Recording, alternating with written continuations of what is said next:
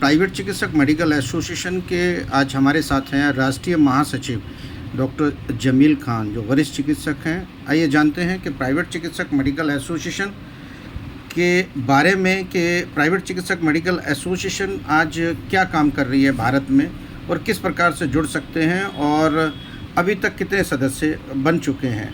जी, मैं डॉक्टर जमील खान, राष्ट्रीय महासचिव प्राइवेट चिकित्सक मेडिकल एसोसिएशन ऑल इंडिया। मेरी आपसे सभी से यही गुजारिश है कि आप ज़्यादा से ज़्यादा सदस्य पीसीएमए में जुड़ने का जो काम कर रहे हैं और जो जुड़े हुए हैं, मैं उनसे भी निवेदन करूंगा कि वे हमारी सरकार का बखूबी साथ दें, क्योंकि सरकार ने देख लिया पीछे कोरोना काल के अंदर इन्हीं लोगों ने जो हमारी देश की सेवा की है और उसमें योगदान दिया है, वो हमारा ही योगदान नहीं बल्कि हमने एक सरकार का भी काम किया है। क्योंकि सरकार को सोचना चाहिए कि जो हमारी पब्लिक आपको वोट देकर लोकसभा विधानसभा में पहुँचाती है, उनका भी ख्याल करना चाहिए। क्योंकि सरकारें बन जाती हैं, लेकिन पब्लिक के बारे में या इन डॉक्टरों के बारे में, जो छोटे लेवल के डॉक्टर्स हैं, जो गांव और देहात में अपनी प्रैक्टिस कर रहे हैं और अपना जीवन व्यापक कर रहे हैं या अपने बच्चों का पालन पोषण कर रहे हैं, या तो इनको प्रशिक्षण दिया जाए या इनको कोई भी ट्रेनिंग दी जाए।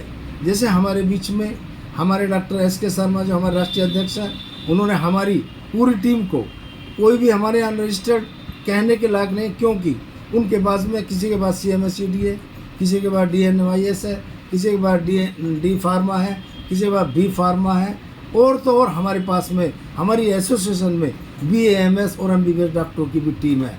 क्योंकि हम लोग जगह जगह पर आए दिन कैंप लगाते हैं, जहाँ पर गरीब बस्तियाँ होती हैं वहाँ पर हम लोग कैंप लगाने का भी काम करते हैं। जैसे कि हमारे बीच में कोई भी आबादी में कोई महामारी फैल रही है तो हम Subharti medical college, GS medical college, Muzaffarnagar medical college की सेवा लेते हैं और उन डॉक्टरों की टीम को अपनी टीम के साथ काम कराने का भी काम करते हैं। जी, मैं ये पूछना चाह रहा हूँ कि अभी तक जो केंद्र सरकार से कुछ मांग वगैरह कुछ रखी आपके चिकित्सकों की? जी, हमारे राष्ट्रीय अध्यक्ष ने कई बार राष्ट्रीय लेवल पे भी मांग की है और स्टेट लेवल पे भी बात की है। कई बार हमने लेटर भी इशू किए हैं और सरकार ने हमें आज तक कोई भी माकूल जवाब नहीं दिया है कि हम इन डॉक्टरों के बारे में क्या करें, क्या ट्रेनिंग देवें इनको, या इनको क्या प्रशिक्षण देवें जिससे इन लोगों को इतनी नॉलेज हो कि ये अपना प्रशिक्षण प्राप्त करके गवर्नमेंट के अंडर में काम करें। आए दिन हम लोगों पर छापे और वो की जाती है, उससे बचने के लिए हमें गवर्नमेंट को, हमारे लिए गवर्नमेंट को ये सोचना होगा कि हमें प्रशिक्षण देकर एक अच्छा डॉक्टर बनाने की कृपा करें। क्योंकि गरीब बस्तियों में कोई भी आदमी 500 रुपये फीस देने लायक नहीं होता और इन डॉक्टरों के पास में जाने के बाद में कोई अगर पैसा भी नहीं है तो उनकी मदद की जाती है और उनका इलाज भी किया जाता है। क्योंकि बड़े डॉक्टरों के पास जाने के लिए कम से कम 500 रुपये का इंतज़ाम करना पड़ता है। इसलिए हमारा भी फ़र्ज़ है और हमारे गवर्नमेंट का भी फ़र्ज़ है कि उन लोगों की वोट से, जो आप सरकार में बैठे हैं, कि उनकी वोट की वजह से ही आप लोग लोकसभा विधानसभा में जा रहे हैं और उनका अगर इलाज से वे लोग वंचित हों तो हमारी गवर्नमेंट का कोई फ़ायदा नहीं।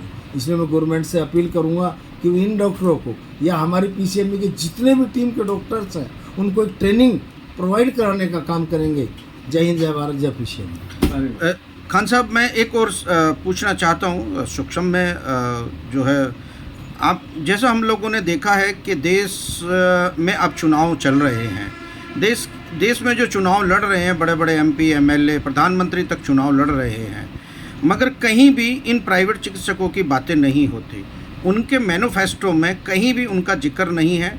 और ये एक अनुमान के अनुसार अभी बताया है, मैंने जैसे सुना है वीडियो में, कि एक 60 लाख लगभग चिकित्सक ऐसे हैं जिनका रजिस्ट्रेशन CMO के यहाँ पर नहीं है और वो प्रैक्टिस कर रहे हैं। तो 60 लाख चिकित्सक जो वोट देते होंगे वो किसे दें?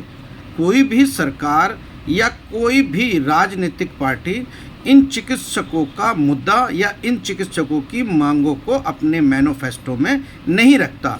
तो क्या ये अनाथ समझे? जी,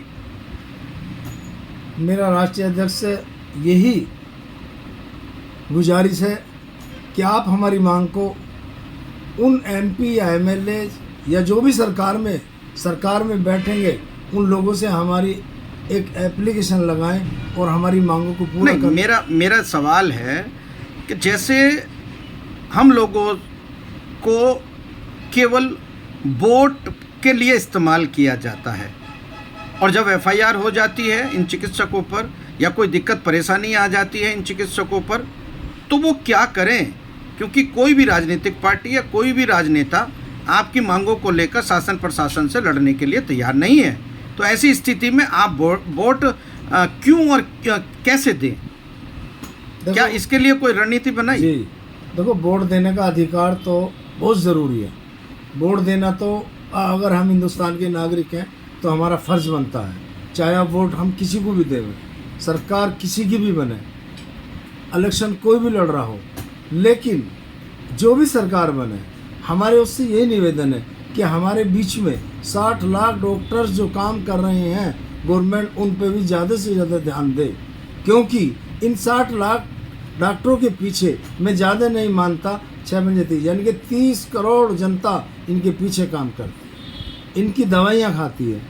इसलिए मेरा तो ज़्यादा से ज़्यादा अपनी सरकार से यही निवेदन है कि आप हमारी इस संस्था को या हमारे इन डॉक्टरों को कोई भी ट्रेनिंग प्रोवाइड करा करके ज़्यादा से ज़्यादा पब्लिक की सेवा करने का एक काम करें, क्योंकि हमारी पब्लिक अगर मेडिकल से वंचित रहेगी तो मैं मानता हूँ ऐसा कोई भी घर नहीं है जिसके अंदर मेडिकल की आज ज़रूरत नहीं है। अगर घर के अंदर 10 सदस्य हैं तो मैं मानता हूँ 5 आदमी उसके घर में दवाई के ऊपर जी रहे हों, चाहे वो शुगर की बीमारी हो, चाहे वो बीपी की बीमारी हो, चाहे वो अदर कोई भी बीमारियाँ हों। अगर ये डॉक्टर्स इस काम को ना करें तो मैं मानता हूँ कि गरीब आदमी तो वंचित रह जाएगा और बगैर दवाई के मरने का भी काम करेगा। ठीक है खान साहब, एक बात बताइए, जो आप कह रहे हैं बिल्कुल मकबूल जवाब है उसका, परंतु 40 साल कांग्रेस सरकार देश में रही और 10 साल से अब बीजेपी रही, तो कांग्रेस ने 40 साल से इन चिकित्सकों के बारे में नहीं सोचा और बीजेपी ने भी इसमें बिल्कुल नहीं सोचा। 10 साल हो गई, अब तीसरा टर्म मोदी जी का है, तो क्या आशा करते हैं कि मोदी जी इस पर ध्यान देंगे? हाँ, मुझे उम्मीद है अपनी गवर्नमेंट से, अगर मोदी जी आए तो मैं मानता हूँ कि आने वाले टाइम में इन डॉक्टरों के लिए कोई ना कोई कानून या नियम बनाए जाएंगे और इन डॉक्टरों के साथ साथ उस पब्लिक की सेवा करने का भी गवर्नमेंट मौका देगी कि हमने जैसे आशाओं को ट्रेनिंग दी है, दाइयों को ट्रेनिंग दी है, या आए दिन हम शिक्षा मित्रों को ट्रेनिंग दी है, तो इन डॉक्टरों को भी ट्रेनिंग देने का काम करेगा। यही मेरी गवर्नमेंट से गुजारिश है। अगर खान साहब, अगर गवर्नमेंट बीजेपी की आई या किसी की भी गवर्नमेंट आई और आप अपनी मांग रखते हैं और उस पर काम नहीं हुआ, तो अपना आपका जो एसोसिएशन का और आपका जो अगला स्टेप होगा वो क्या होगा? हमारा जो अगला स्टेप होगा, अगर सरकार किसी की भी बनी, तो हम लोगों का सबसे बड़ा जो अब का धरना प्रदर्शन होगा वो जंतर मंतर पर होगा या लखनऊ में होगा, किसी भी हर स्टेट की एक राजधानी में होगा, क्योंकि अपनी आवाज़ उठानी हम लोगों को पड़ेगी। क्योंकि आवाज़ नहीं उठाई तो आए दिन हम लोग इस जनता की सेवा कैसे करेंगे। गवर्नमेंट को भी सोचना पड़ेगा कि इन डॉक्टरों की या इन छोटे डॉक्टरों की जो अनरजिस्टर्ड डॉक्टर्स हैं, इनकी मदद करने का काम कोई भी गवर्नमेंट आए उसे करना ही पड़ेगा। आज आने वाले टाइम में इतनी बीमारियां जन्म ले रही हैं कि हर गली गली में डॉक्टरों की ज़रूरत पड़ेगी। जैसे दिल्ली में मोहल्ला क्लिनिक है, आप या तो गवर्नमेंट इस सुविधा को उपलब्ध कराए या ट्रेनिंग बेस पर कराए या जिला स्तर पर कराए या ब्लॉक स्तर पर कराए या तहसील स्तर पर कराए या देहात और गांव के प्रधान स्तर पर कराए। तो मेरी तो यही गुजारिश होगी गवर्नमेंट से कि वो इन अनरजिस्टर्ड डॉक्टरों को रजिस्टर्ड डॉक्टर बनाने का काम करें। यही हमारी संस्था की सबसे बड़ी उपलब्धि होगी। आप राष्ट्रीय महासचिव हैं यूनियन के, प्राइवेट चिकित्सक मेडिकल एसोसिएशन के, तो जो ग्रामीण क्षेत्र में चिकित्सा दे रहे हैं और जो अर्बन क्षेत्रों में दे रहे हैं, देश के उन चिकित्सकों को आपकी क्या राय है, क्या सलाह है, क्या निर्देश और क्या आदेश हैं? देखो, मैं तो उनका शुक्रगुजार हूँ। उस टाइम का, जिस टाइम में हमारे यहाँ कोरोना काल आया, तो उन लोगों ने बहुत मदद की लोगों की, और मदद ही नहीं बल्कि फी सबिलिल्लाह भी बहुत काम किए, क्योंकि एक डॉक्टरों का जो फ़र्ज़ है वो खाली पैसा कमाना नहीं है, बल्कि एक इंसानियत के नाते भी हम लोगों का एक फ़र्ज़ बनता है कि भाई पब्लिक की सेवा करना हम लोगों का एक दायित्व है। क्योंकि हमारी एक किताब में लिखा है कि पैसा ही कमाना सब कुछ नहीं है। डॉक्टरों का एक फ़र्ज़ और हकीमों का एक फ़र्ज़ बनता है कि हम उन लोगों का इलाज करें जो लोग हमारे गरीब हैं, वंचित हैं, बेवा हैं, उनका इलाज करने का भी हम लोगों का फ़र्ज़ बनता है। और गवर्नमेंट का भी ये फ़र्ज़ बनता है कि हम लोगों की ज़्यादा से ज़्यादा इसमें मदद करें। क्या संदेश है उन चिकित्सकों को जो सेवा दे रहे हैं? मेरा उनसे ये संदेश है कि वो ज़्यादा से ज़्यादा PCMA से जुड़ें, हमारी संस्था से जुड़ें और गवर्नमेंट के साथ भी मिलकर काम करें।